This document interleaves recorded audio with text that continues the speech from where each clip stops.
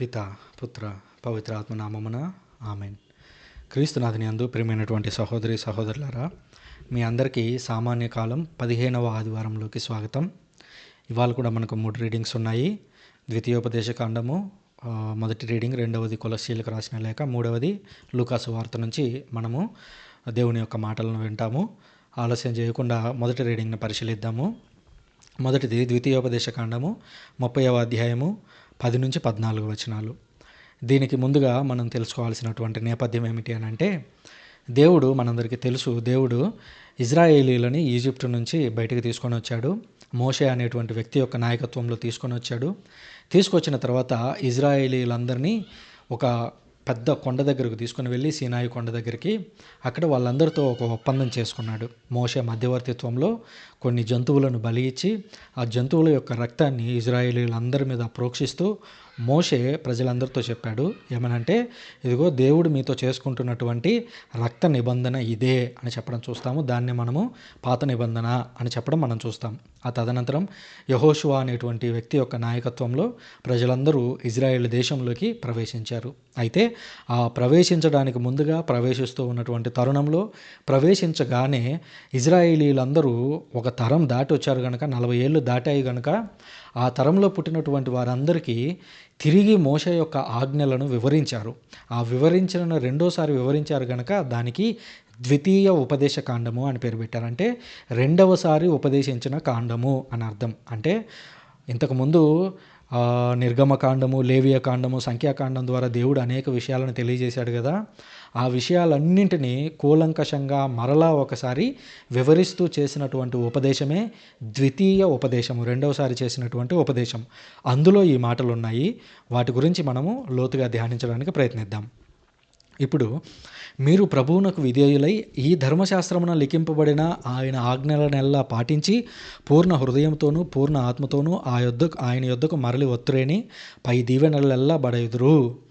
దేవుడు వాళ్ళందరికీ మోషే ద్వారా ఒక వాగ్దానం చేస్తున్నారు. అదేంటంటే, మీరందరూ నన్ను పూర్ణ హృదయంతోనూ పూర్ణ ఆత్మతోనూ, దీన్నే మనము ఫుల్ఫిల్గా అని అంటాం. అంటే మన శరీరంతోనూ మన ఆత్మతోనూ, మన ఆలోచనలతోనూ, మన యొక్క మానసిక ఆలోచనలతోనూ, అంటే మనము చేసేటువంటి ప్రతి పనిలో కూడా మనము దేవునితో మిళితమై ఉండాలి.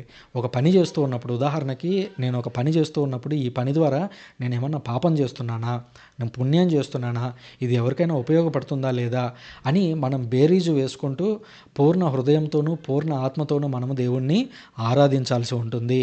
ఆ పూర్ణ హృదయంతో పూర్ణ ఆత్మతో మనము దేవుని యొక్క ఆజ్ఞలను పాటిస్తే ఏమవుతుందంటే, అంతకు ముందు వరకు మోషే చెప్పినటువంటి దీవెనలన్నీ ఏవైతే ఉన్నాయో వాటన్నింటినీ దేవుడు మనకి అందజేస్తారు. ఆయన యొద్దకు మరలి వత్తురేని పై దీవెనలెల్లా బడయుదురు.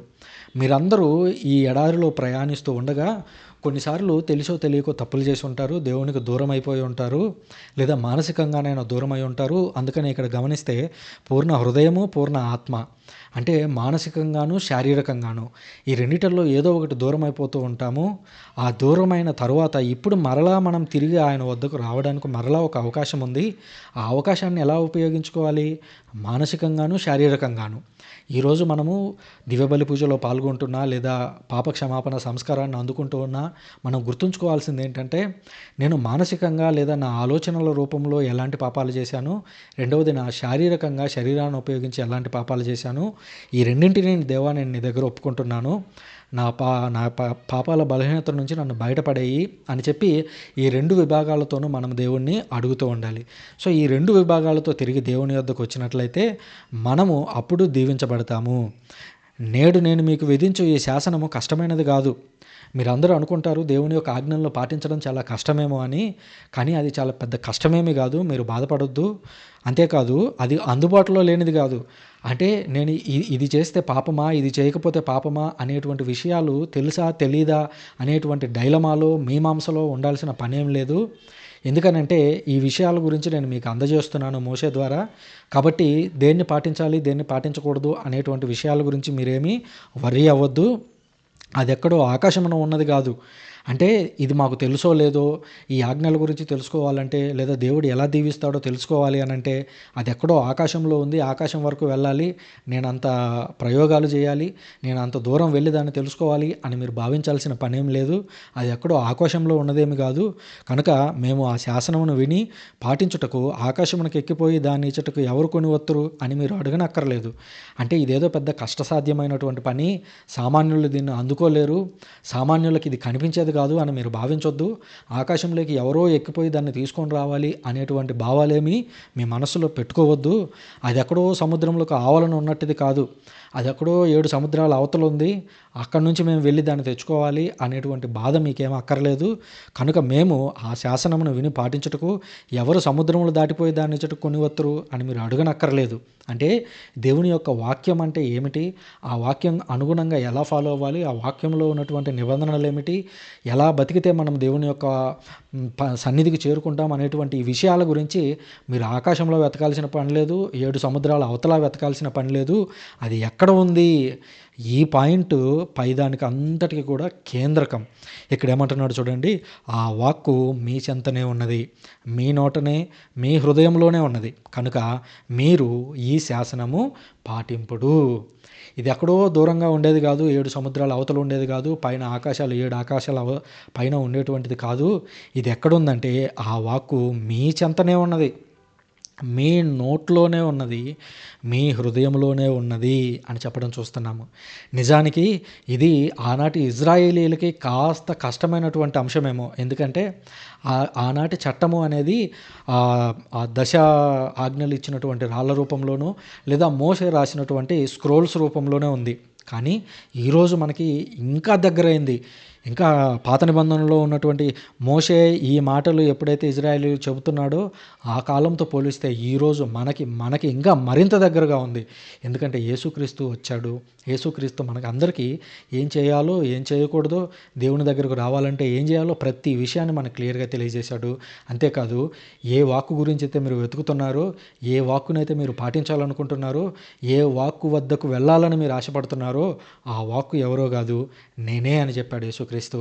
పరలోకంలో ఒక వాక్కు ఉంది దేవుని చెంత, ఆ వాక్యే శరీర రూపధారిగా మన మధ్యలో నివసించాడు అని చెప్పి పునీత యోహాను గారు చెప్పినటువంటి విషయాన్ని మనం యోహాను సువార్త 1వ అధ్యాయంలో గమనిస్తాం. అంటే ఈ వాక్కు ఇప్పుడు మనకి ఎంత దగ్గరకు వచ్చింది అని అంటే, ఈ వాక్కును మనం ప్రతిరోజు దేవాలయానికి వెళ్ళినప్పుడల్లా దివ్య సప్రసాదం రూపంలో ఆ వాక్కును మన శరీరంలోకి స్వీకరిస్తున్నాం.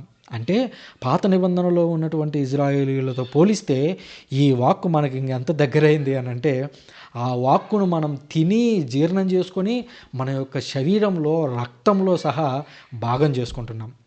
ఇప్పుడు ఒకవేళ ఈ మాటను అప్డేట్ చేయాల్సి వస్తే యేసుక్రీస్తు అంటాడు, ఆ వాక్కు మీ చెంతనే ఉన్నది, మీ నోటనే ఉన్నది, మీ హృదయంలో ఉన్నది, అంతేకాదు మీ శరీరంలోని ప్రతి అణువులోనూ దివ్య సప్రసాదం రూపంలో ఆ వాక్కు మీతోనే ఉంది అని యేసుక్రీస్తు చెబుతారేమో. కనుక ఈ ద్వితీయోపదేశ కాండం ద్వారా దేవుడు మనకు అందిస్తున్నటువంటి సందేశం ఏమిటంటే, మీరు దేవాలయానికి వెళ్ళినప్పుడల్లా నన్నే భుజిస్తున్నారు, నా వాక్కునే భుజిస్తున్నారు, మరి ఇలాంటి మీరు నా యొక్క దీవెనలు పొందడానికి పూర్ణ హృదయంతోనూ పూర్ణ ఆత్మతోనూ నన్ను అనుసరిస్తున్నారా అని దేవుడు ఒక ప్రశ్న మనల్ని వేస్తూ ఉన్నాడు. ఈ ప్రశ్నకు సమాధానం మనకే బాగా తెలుసు. మన యొక్క శరీరము, మన యొక్క ఆలోచనలు, ఈ రెండింటితో మనం యేసుక్రీస్తును నిజంగా అనుసరిస్తున్నామా, లేదా కేవలం ఆదివారం మాత్రమే దేవాలయానికి వెళ్ళి మిగిలిపోయేటువంటి క్రైస్తవులుగా ఉన్నామో పరిశీలించుకోవాలి. ఇకపోతే 2వ రీడింగ్కి వెళ్ళినట్లయితే పునీత పౌలు గారు కొలసీయులకు రాసినటువంటి లేఖ 1వ అధ్యాయము 15 నుంచి 20 వచనాలు. ఈ ద్వితీయోపదేశ కాండంలో ఏదైతే చెప్పారో దానికి దాదాపు కొనసాగింపుగా మనకి రీడింగ్ కనిపిస్తూ ఉంటుంది. క్రీస్తు అదృశ్యుడై ఉన్న దేవుని యొక్క ప్రత్యక్ష స్వరూపము. యేసుక్రీస్తు గురించి ఆ రోజుల్లో ఆయన దైవత్వం గురించి తీవ్రమైనటువంటి వాదోపవాదనలు జరిగేవి. పౌలు గారి కాలంలోనూ ఆ తదనంతర కాలంలో కూడా జ్ఞానవాదులు అనేటువంటి వాళ్ళు ఉండేవారు. గ్నాస్టిక్స్ అని పిలిచేవారు వాళ్ళని. వాళ్ళు ఏమనేవారంటే, యేసుక్రీస్తు దేవుడు కాదు, యేసుక్రీస్తు అనేటువంటి ఒక వ్యక్తిని కూడా దేవుడు క్రియేట్ చేశాడు, ఆ యేసుక్రీస్తు మానవ రూపిగా మనకు కనిపించాడు తప్ప ఆయన నిజంగా దేవుడు కాదు అనేటువంటి భావనని వాళ్ళు వ్యక్తం చేశారు. దానికి పౌలు గారు ఖండిస్తూ, వాళ్ళని వ్యతిరేకిస్తూ, యేసుక్రీస్తు యొక్క అసలైనటువంటి రూపం ఏమిటి అనేది వివరిస్తూ ఆయన అంటున్నాడు, క్రీస్తు అదృశ్యుడై ఉన్న దేవుని యొక్క ప్రత్యక్ష స్వరూపము. ఇండైరెక్ట్గా ఏమంటున్నాడంటే యేసుక్రీస్తే దేవుడు ఏ విధంగా అయితే అదృశ్య స్వరూపుడై ఉన్నాడో, కనపడకుండా ఉన్నాడో, ఆ కనపడకుండా ఉన్నటువంటి దేవునికి కనిపించేటువంటి దృశ్య రూపమే, కనిపించేటువంటి వ్యక్తే యేసుక్రీస్తు అని చెబుతున్నాడు. ఆయన సమస్త సృష్టిలో తొలుత జన్మించిన పుత్రుడు. ఇక్కడ తొలుత జన్మించిన పుత్రుడు అని అంటే యేసుక్రీస్తుకు పుట్టుక ఉందా, యేసుక్రీస్తు మనందరికంటే ముందు ఒకరోజు పుట్టాడా అనేటువంటి భావన వస్తూ ఉంటుంది. కానీ మనం దాన్ని ఆలోచించకూడదు. ఎందుకంటే యూదుల పరిభాషలో ప్రథమ పుత్రుడు అనేటువంటి ఒక పుట్టుకకి ఒక ప్రత్యేకమైనటువంటి అధికారాలు ఉన్నాయి. మొదటగా పుట్టినటువంటి కుమారుడు దేవునికి సమర్పించబడినటువంటి వ్యక్తి. అలాగే కుటుంబ వారసత్వంలోనూ అధికారాల్లోనూ ప్రథమ ఫలాన్ని పొందేటువంటి హక్కుదారుగా ప్రథమ పుత్రుడు కనిపిస్తూ ఉంటాడు. అందుకనే మొదట పుట్టేటువంటి వ్యక్తికి బాగా అధికారాలు ఉంటాయి. అందుకని మనం పాత నిబంధనలో యాకోబు, యోసేపు వారి యొక్క జీవితాలను కూడా పరిశీలిస్తే వాళ్ళ యొక్క హక్కు గురించి ఆ తల్లి, తండ్రి, అదేవిధంగా ఇద్దరు బిడ్డలు కొట్లాడుకోవడం, వాళ్ళ మధ్యలో వాళ్ళే ఆ హక్కును పొందడానికి మోసం చేయడం కూడా చూస్తాం. అంటే ఆ హక్కుదారు అనేటువంటి ఆలోచన నుంచి మనం దీన్ని పరిశీలించాలి. తొలుత జన్మించిన పుత్రుడు అని అంటే యేసుక్రీస్తుకి ఈ సృష్టి మీద తొలి హక్కు ఉంది అని చెప్పడం పునీత పౌలు గారి యొక్క ఉద్దేశం. ఏలైనా దేవుడు ఆయన ద్వారా, అనగా దేవుడు యేసుక్రీస్తు ద్వారా, ఇక్కడ గమనించండి, ఈ ఈ ఈ మాటలు చాలా కీలకం. పరలోక భూలోకములందు కంటికి కనిపించని అన్ని వస్తువులను, ఆధ్యాత్మిక శక్తులను, ప్రభువులను, పాలకులను, సింహాసనములను, అధికారులను కూడా సృష్టించను. దేవుడు సమస్త విశ్వమును ఆయన ద్వారా, ఆయన కొరకు సృష్టించను. అంటే ఈ సమస్త సృష్టి అనేది ఏదైతే ఉందో, ఈ సమస్త సృష్టికి కేంద్రకమైనటువంటి వ్యక్తి ఎవరు అని అంటే యేసుక్రీస్తు. యేసుక్రీస్తు అనేటువంటి వ్యక్తి ద్వారానే దేవుడు దీన్నంతా సృష్టించాడు. ఇదంతా యేసుక్రీస్తు ద్వారా ఎందుకు సృష్టించాడంటే యేసుక్రీస్తు కొరకే సృష్టించాడు. అంటే తండ్రి దేవునికి కుమారు మీద ఉన్నటువంటి ప్రేమను గమనించండి. ఎంత ప్రేమ ఉంది కుమారుని మీద అని అంటే సమస్త సృష్టిని ఆయన ద్వారా, ఆయన కొరకు సృష్టించగలిగేంత ప్రేమ తండ్రి దేవునికి యేసుక్రీస్తు మీద ఉంది. అదేవిధంగా యేసుక్రీస్తుకి ఎంత ప్రేమ తండ్రి మీద ఉంది అని అంటే తాను దేవుడై ఉన్నప్పటికీ కూడా తండ్రి మాటకు అడ్డు చెప్పకుండా తండ్రి చెప్పినటువంటి మాటను నెరవేర్చడానికి, తండ్రి యొక్క చిత్తాన్ని, రక్షణ ప్రణాళికను నెరవేర్చడానికి తన యొక్క ఆఖరి రక్తపు బొట్టు వరకు శిలువ మీద మరణించడం మనం చూస్తూ ఉన్నాం. అంటే తండ్రి కుమారుని మీద ఎంత ప్రేమ చూపించాడో కుమారుడు తండ్రికి అంత విధేయత చూపించాడు. ఇక్కడ మనం నేర్చుకోవాల్సింది ఏంటంటే మనం కూడా దేవునికి పుత్రులము. యేసుక్రీస్తు ఏ విధంగా అయితే తండ్రి యొక్క మాటను తూచా తప్పకుండా పాటించి ఒక ఉత్తమమైనటువంటి కుమారుడిగా నిలబడ్డాడో మనం కూడా ఈరోజు అలాగే నిలబడాల్సి ఉంది అని దేవుడు ఇండైరెక్ట్గా ఈ మాటల ద్వారా మనకు తెలియజేస్తున్నాడు. ఇంకా మాట్లాడుతూ, ఆయన అన్నింటికంటే ముందుగా ఉన్నవాడు, ఆయనే సమస్తమునకు ఆధారభూతుడు. ఈ సృష్టి మొత్తం చేయడానికి ముందుగా ఉన్నటువంటి వ్యక్తి ఎవరు అని అంటే ఈ సృష్టి మొత్తం చేయబడటానికి ముందుగా ఉన్నటువంటి వ్యక్తే యేసుక్రీస్తు. ఆయనే సమస్తమునకు ఆధారభూతుడు. ఈ భూలోకంలో ఇక్కడ చూడండి ఏ మాటలైతే ఉపయోగించారో, పరలోక భూలోకములందు కంటికి కనిపించని అన్ని వస్తువులను అన్నింటిని, అనగా ఈ లోకాలన్నింటికీ ఆయనే ఆధారభూతుడు. ఆయన మీద ఆధారపడే ఇవన్నీ నడుస్తూ ఉన్నాయి. ఆయన తన శరీరమైన శ్రీసభకు శిరస్సు. శరీరమైన శ్రీసభ అని అంటే ఈరోజు మనం అనుసరిస్తున్నటువంటి కథోలిక శ్రీసభ ఏదైతే ఉందో, ఈ శ్రీసభ మొత్తానికి శిరస్సు ఎవరు అని అంటే యేసుక్రీస్తు. ఆ శిరస్సు ద్వారానే మనం ఈరోజు పోషింపబడుతూ ఉన్నాము. ఆ శిరస్సు ద్వారానే శ్రీసభ నడిపించబడుతూ ఉంది. ఆ శిరస్సుకు ఈ శ్రీసభ ఎల్లప్పుడూ లోనై ఉంటుంది. ఆ శిరస్సు ఏ విధంగా అయితే శ్రీసభను నడిపిస్తుందో, ఏ వైపుకైతే ఆ శిరస్సు నడుస్తుందో, శ్రీసభ కూడా ఆయన వైపు అలాగే శరీరం ఆ తలని అనుసరిస్తూ ఉంది. సమస్తమును ఆయనయే ప్రథముడొకటకు ఆయన ఆది అయ్యుండి మృతులలో నుండి లేచిన వారిలో ప్రథమ పుత్రుడు. ఈ భూలోకంలో తిరిగి లేచినటువంటి వ్యక్తుల్లో యేసుక్రీస్తు ప్రథముడు. ఆయనను అనుసరించి మనమందరము కూడా ఆయనలాగే లేవనెత్తబడబోతున్నాము అనేటువంటి అంశాలని పౌలు గారు ఈ రీడింగ్స్లోనే తదనంతర వచనాల్లో వివరిస్తూ ఉంటారు. కనుక తన కుమారుడికి దేవుడు ఏదైతే వరాన్ని అనుగ్రహించాడో, ఏదైతే గొప్పదనాన్ని అనుగ్రహించాడో, ఈరోజు మనందరికీ కూడా అదే గొప్పదనాన్ని అనుగ్రహిస్తున్నాడు. మనమందరము కూడా ఏదో ఒక రోజున తిరిగి లేవడానికి ఆయన అంగీకార ముద్ర వేసి ఉన్నాడు. కాబట్టి ఆయన అడుగుజాడల్లో మనం నడవాలి అని పౌలు గారు చెబుతున్నారు. దేవుని సొంత నిర్ణయమును అనుసరించియే ఈ కుమారునిలో దేవుని యొక్క సంపూర్ణ స్వభావము మూర్తీభవించినది. యేసుక్రీస్తు అనేటువంటి వ్యక్తిలో దేవుని యొక్క సంపూర్ణ స్వభావము అనగా పూర్తి దైవత్వము యేసుక్రీస్తులోనికి వచ్చింది. అది ఎలాగొచ్చిందంటే దేవుని సొంత నిర్ణయం అనుసరించి, అంటే స్వయాన తండ్రి దేవుడే తన కుమారునిలో పూర్తిగా లీనమై ఉన్నాడు, లేదా వారిద్దరూ ఏకమై ఉన్నారు. ఆయనలో ఈయనలో ఆయన ఇద్దరు కలిసి ఉన్నారు. ఇదంతా కూడా దేవుని నిర్ణయమే. దేవుని నిర్ణయం మేరకే యేసుక్రీస్తులో సంపూర్ణ దైవ స్వభావము మూర్తీభవించింది అని తెలియజేస్తున్నాడు. ఈ కుమారుని ద్వారా సమస్త ప్రపంచమును తిరిగి తనతో సమాధానపరుచుకొనుటకు దేవుడు నిశ్చయించెను. దేవుడు ఆదాము అవ్వలను సృష్టించాడు. ఆ తదనంతరం సృష్టి పడిపోతూనే ఉంది, అడుగడుగునా పడిపోతూనే ఉంది తప్ప ఏ క్షణంలోనూ లేవనెత్తబడేటువంటి పరిస్థితిలో సృష్టి కనబడటం లేదు. ఆ నేపథ్యంలో దేవుడు అనుసరించినటువంటి ఒక ప్రణాళిక యేసుక్రీస్తు యొక్క మరణం. ఆ మరణం ద్వారా దేవుడు ఏం చేశాడు చూడండి, ప్రపంచమును తిరిగి తనతో సమాధానపరుచుకొనుటకు, అనగా ఈ లోకమంతా తిరిగి తన దగ్గరకు రావడానికి యేసుక్రీస్తు ద్వారా ఆయన ప్రణాళిక వేశారు, దేవుడు నిశ్చయించారు. పరలోక భూలోకము యందలి సమస్త వస్తువులను ఆయన తన కుమారుని శిలువ బలి ద్వారా తనతో సమాధానపరుచుకొనెను. దేవుడు సమస్త సృష్టిని తిరిగి తనతో ఏకం కావడానికి ఒక అవకాశం కల్పిస్తున్నాడు. పడిపోయినటువంటి ఆదాము హవ్వలకి, వారి యొక్క సంతానానికి అనగా మనందరికీ ఈరోజు ఒక అవకాశాన్ని అనుగ్రహిస్తున్నాడు.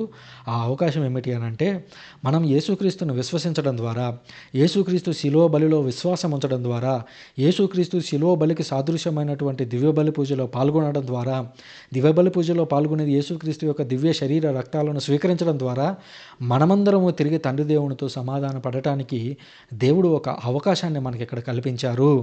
ఆ కల్పించినటువంటి బాధ్యతను శ్రీసభ తన భుజాల మీద వేసుకొని యేసుక్రీస్తు ది గ్రేట్ కమిషన్ అని మత్తయి సువార్త చివరి అధ్యాయం చివరి వచనాల్లో చెప్పినట్లుగా, మీరు ప్రపంచమంతటా వెళ్ళి పితాపుత్ర పవిత్రాత్మ నామములో జ్ఞానస్నానం మసుగుచు సమస్త వ్యక్తులను నా యొక్క శిష్యులుగా చేయండి అని చెప్పినటువంటి బాధ్యతను శ్రీసభ భుజాల మీద వేసుకొని ప్రపంచంలోని అన్ని ప్రాంతాలకు వెళుతూ యేసుక్రీస్తు యొక్క సువార్తను బోధిస్తూ, యేసుక్రీస్తు యొక్క దివ్యబలి పూజను వారికి చూపిస్తూ, ఆ దివ్యబలి పూజ ద్వారా శరీర రక్తాలను అందిస్తూ తండ్రి దేవునితో ఐక్యం చేస్తూ ఉన్నది.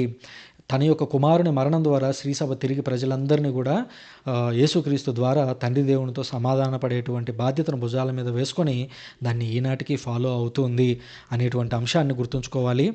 ఈ రీడింగ్స్లో శ్రీసభ గురించి నేను ఎందుకు అంత ఎక్కువగా మాట్లాడాను అంటే, మనం తదనంతర లూకా సువార్త 10వ అధ్యాయంలో యేసుక్రీస్తు చెప్పినటువంటి ఒక మంచి ఉపమానము, మంచి సమరయుని యొక్క ఉపమానము, ఇది మనం అందరము విన్నదే, చాలా కాలం నుంచి వింటూ ఉన్నాము. అయితే శ్రీసభ కోణంలో, యేసుక్రీస్తు కోణంలో దీన్ని ఒక కొత్త యాంగిల్లో మనం ఈరోజు ధ్యానించడానికి ప్రయత్నం చేద్దాము.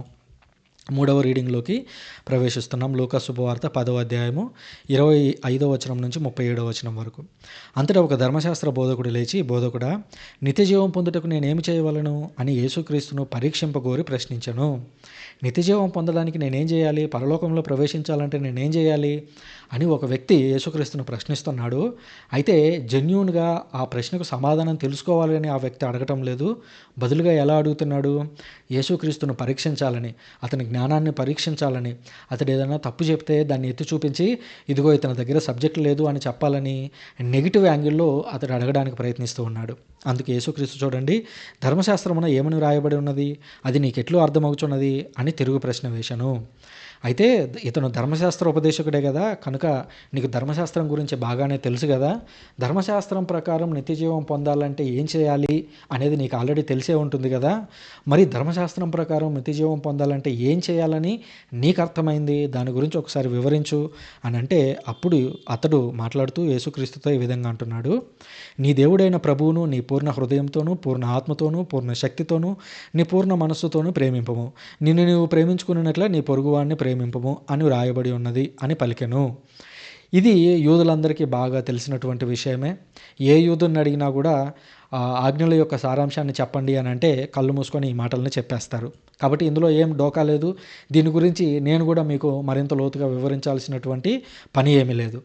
ఈ మాటను పాటిస్తే మనం పరలోకానికి వెళ్ళిపోతాము అని ఆ ధర్మశాస్త్ర ఉపదేశకుడు యేసుక్రీస్తుకు చెప్పాడు. అప్పుడు యేసుక్రీస్తు ఏమంటున్నాడు చూడండి, నీవు సరిగ్గా సమాధానం ఇచ్చితివి, అట్లనే చేయము, నీవును జీవింతువు అని యేసు వానితో చెప్పాను. అవును, నువ్వు చెప్పింది రైటే, బాగానే ఉంది.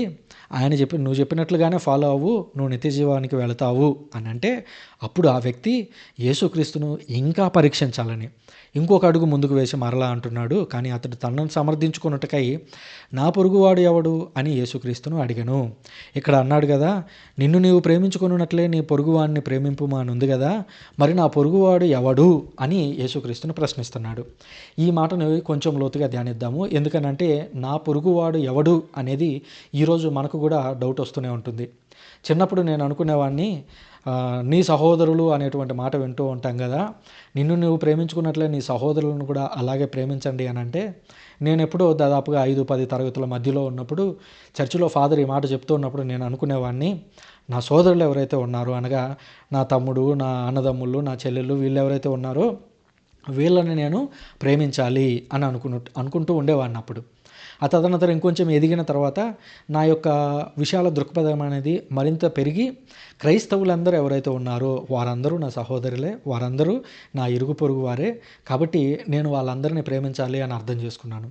ఆ తర్వాత ఇంకొంచెం ఎదిగిన తర్వాత బహుశా ఇప్పుడు అని చెప్పొచ్చేమో, ఇప్పుడు నేనేమని ఆలోచిస్తానంటే నీ ఇరుగు పొరుగు వాడు ఎవడు అని అంటే పక్కన జీవిస్తున్నటువంటి ప్రతి మనిషి, మతాలకు అతీతంగా, కులాలకు అతీతంగా, విశ్వాసాలకు అతీతంగా జీవిస్తున్నటువంటి ప్రతి మానవుడికి మనము ఇరుగు పొరుగువాడు అని మనం భావించాల్సి ఉంటుంది. అయితే ఇక్కడ నా పొరుగువాడు ఎవడు అని ధర్మశాస్త్ర ఉపదేశకుడు యేసుక్రీస్తును అడుగుతున్నటువంటి నేపథ్యంలో పొరుగువారు ఎవరు అని అంటే ఆ రోజుల్లో ఇజ్రాయేలు దేశంలో ఉన్నటువంటి యూదులు ఎవరైతే ఉన్నారో యూదులు ఆనాటి యూదులని పొరుగువారుగా భావించేవారు. అది సహజంగా జరిగేదే, సోదరులు అనేటువంటి భావన అక్కడ వచ్చేదే. అయితే ఇక్కడ పొరుగువారు ఎవరు అని అంటే యేసుక్రీస్తు అప్పటికే అనేక చోట్ల అద్భుతాలు చేశారు. రోమన్లకు వ్యతిరేకంగా ఆయన మాట్లాడటం లేదు. రోమా విశ్వాసాన్ని అనుసరిస్తున్నటువంటి వాళ్ళు, లేదా రోమా సైనికులు, రోమా ప్రభుత్వంలో పనిచేస్తున్నటువంటి వారు, వాళ్ళందరితో కూడా యేసుక్రీస్తు కలుపుగోరుగా ఉంటున్నాడు కదా. ఇప్పుడు ఇజ్రాయేల్ దేశం ప్రకారం రోమన్లందరూ కూడా ఇజ్రాయేలీలకు శత్రువులు కనుక వాళ్ళు పొరుగువారు కాదు. మరి యేసుక్రీస్తు చేసేటువంటి క్రియలన్నీ ఎలాగున్నాయి, ఇతర ప్రాంతం వాళ్ళు కూడా సోదరులే అనేటువంటి విధానంలో ఉన్నాయి కదా.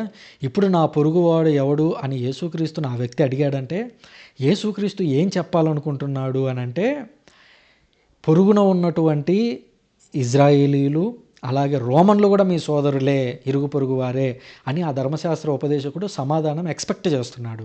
అప్పుడేమవుతుంది, ఇజ్రాయేల్ అందరిలో యేసుక్రీస్తును వ్యతిరేకంగా పోర్ట్రే చేయొచ్చు. ఏమనంటే ఇదిగో చూడండి, మన శత్రువులను తీసుకొని వచ్చి సోదరులు అంటున్నాడు. వాళ్ళందరూ విగ్రహాలను పూజించేటువంటి వారు, ఆ రోమన్లందరూ కూడా మనల్ని తీవ్రంగా ఇబ్బందులు పెడుతున్నటువంటి వారు, అలాంటి వారిని తీసుకొని వచ్చి మన సోదరులు అంటున్నాడు. కాబట్టి యేసుక్రీస్తును వ్యతిరేకించాలి అని చెప్పాలని ఆ యొక్క ధర్మశాస్త్ర ఉపదేశకుడి యొక్క ఆలోచన. అయితే యేసుక్రీస్తు మాత్రం ఆ ఆలోచనలో చిక్కుకుంటాడా? యేసుక్రీస్తుకు తెలియదు, ఆయన దేవుడు. ఆయన ఒక మంచి ఉపమానాన్ని చెప్పాడు. ఈ ఉపమానం గురించి మీరు 100 సార్లు విని ఉంటారు. కాబట్టి ఈ ఉపమానాన్ని ఒకసారి ఫాస్ట్గా ధ్యానం చేస్తూ వెళదాము. నేను ఈ రెడ్ కలర్లో హైలైట్ చేసినటువంటి ఆ మాటలను మాత్రం కొంచెం జాగ్రత్తగా గుర్తుంచుకోండి. ఆ తదనంతరం దీన్ని ఒక కొత్త యాంగిల్లో, శ్రీసభ యేసుక్రీస్తు అనేటువంటి యాంగిల్లో దీన్ని లోతుకు వెళ్ళి ధ్యానం చేసేటువంటి ప్రయత్నం చేద్దాం. ఇప్పుడు చూడండి, ఒకానొకడు యేసుక్రీస్తు ఉపమానం చెప్తున్నాడు. ఒకానొకడు యెరూషలేము నుండి యెరికో నగరమునకు వెళ్ళుచుండెను. త్రోవలో అతనిని దొంగలు చుట్టుముట్టి దోచుకొని గాయపరిచి కొన ఊపిరితో విడిచిపోయిరి. యెరూషలేము నుంచి యెరికో నగరానికి వెళ్ళడం అంటేనే ఏమిటి? యెరూషలేము అనేది పైన కొండ మీద ఉన్నది, యెరికో అనేది కింద ఎక్కడో డౌన్ ప్రాంతంలో ఉన్నది, అంటే ఒక లోయ ప్రాంతంలో ఉంది. ఒక వ్యక్తి పైనుంచి కిందకు వెళుతున్నాడు అంటే అతని యొక్క ఆధ్యాత్మిక పరిస్థితి అనేది పైనుంచి కిందకు వెళ్ళిపోయేటువంటి పరిస్థితిలో ఉంది. అతడు యెరూషలేము నుంచి యెరికోకు వెళుతూ ఉండగా త్రోవలో అతన్ని దొంగలు చుట్టుముట్టి దోచుకొని గాయపరిచి కొన ఊపిరితో విడిచిపోయిరి. ఇక్కడ గమనించండి, దొంగలు వచ్చి చుట్టుముట్టారు, దోచుకున్నారు, గాయపరిచారు, కొన ఊపిరితో విడిచిపెట్టారు. ఇక్కడ దొంగలు దొంగలు ఎవరు అనేది కూడా యేసుక్రీస్తు చెప్పలేదు. ఇతర ప్రాంతాల వారు వచ్చి లేదా మన శత్రు ప్రాంతాల వారు వచ్చి అని అనలేదు. ఇక్కడ ఉన్నటువంటి దొంగలు కూడా ఎవరు అనగా ఆ ఇజ్రాయేలు పరిసర ప్రాంతాల్లో ఉండేటువంటి వారే, యెరికో పరిసర ప్రాంతాల్లో ఉండేటువంటి వారే.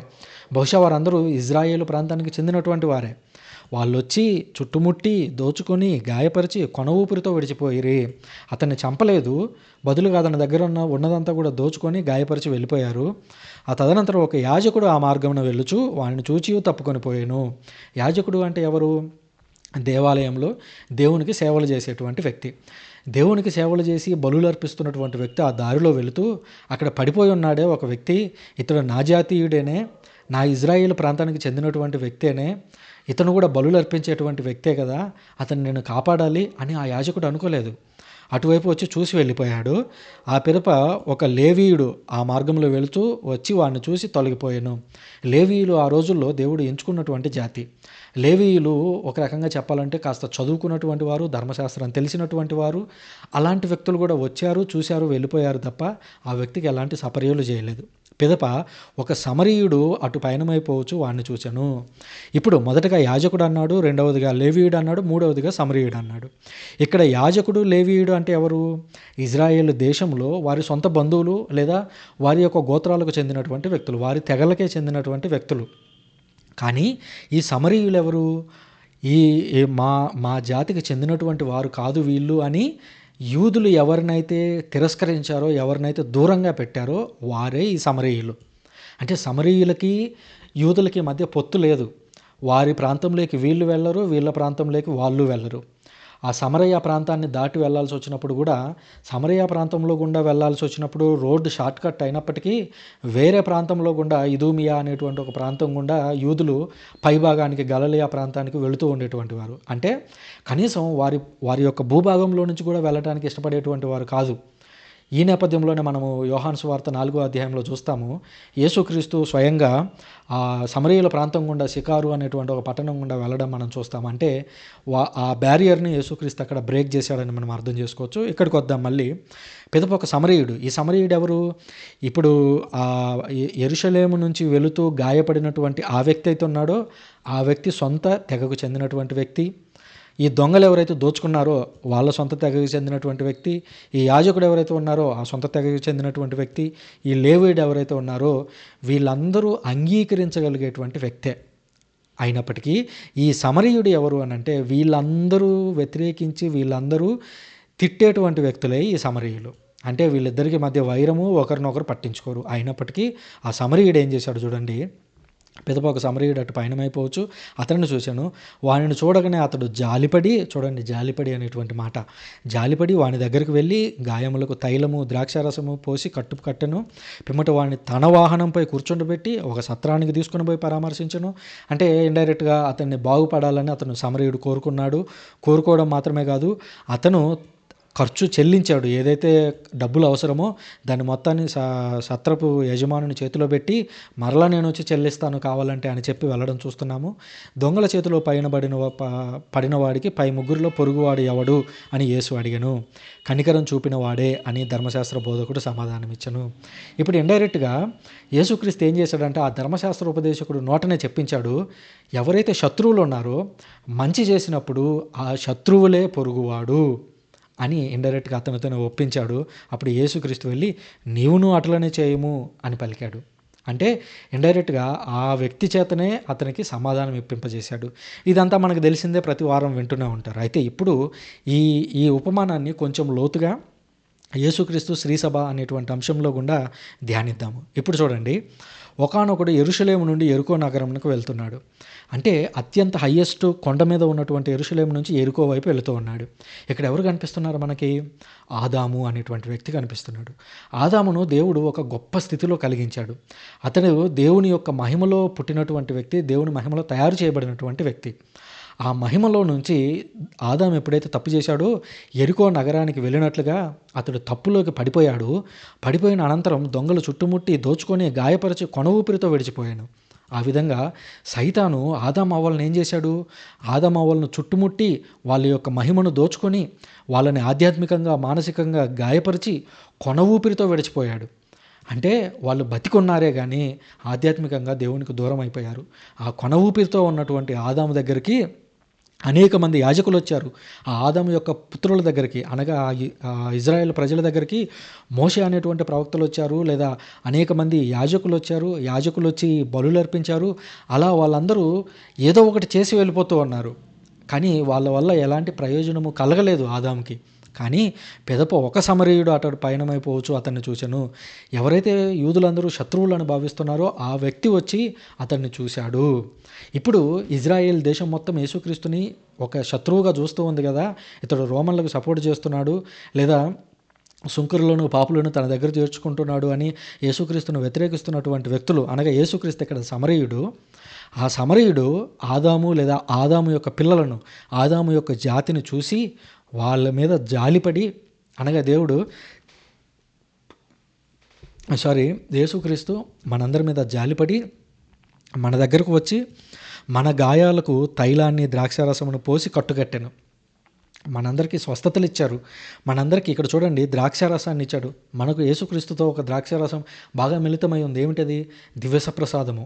మనమందరం గాయాల పాలై ఉండగా యేసుక్రీస్తు తన దివ్యసప్రసాదాన్ని మనకు అప్పగించి మనకు బలవర్ధకమైనటువంటి ఆహారాన్ని ఇస్తున్నాడు. తదనంతరం పిమ్మట వాణిని తన వాహనంపై కూర్చుండబెట్టి ఒక సత్రమునకు తీసుకుని పోయి పరామర్శించను.